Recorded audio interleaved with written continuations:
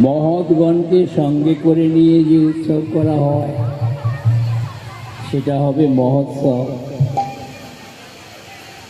মহোৎসব মানে কিন্তু আত্মীয় স্বজন ভোজন করানো নয়।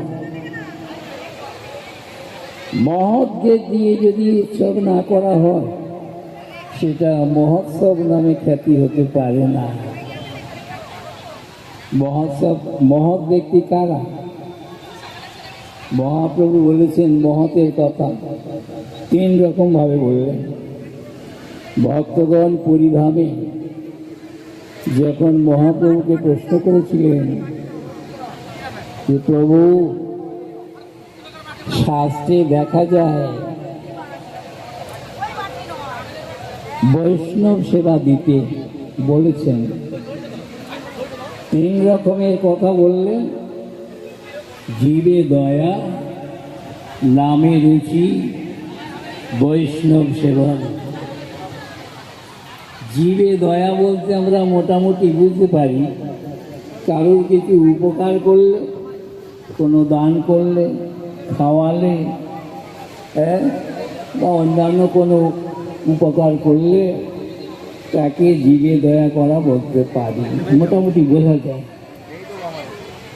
তারপরে বললেন নামে রুচি। নামে রুচি কাকে বলে?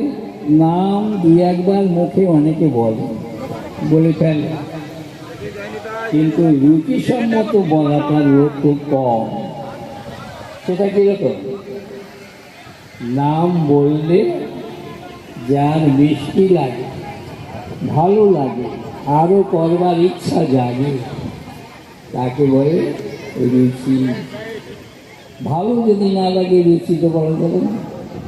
আমরা যেমন অন্ন ব্যঞ্জনাদি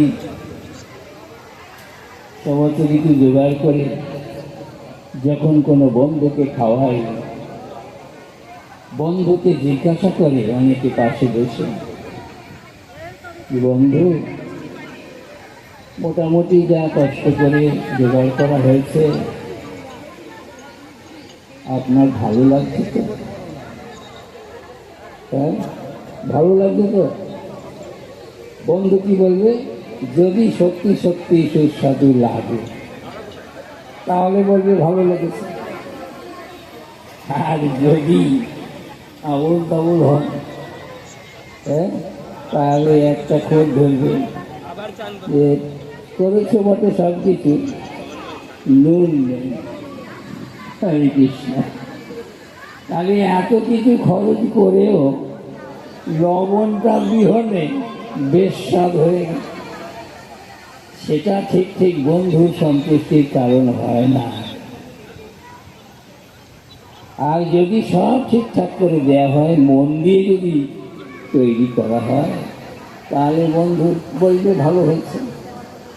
এই ভালো হয়েছে বলার কথাটা শোনবার জন্য বন্ধু এত পরিশ্রম করে নেমন্তন্ন করে। রুচি কথাটা কিন্তু সেই রকম, ভালো লাগা।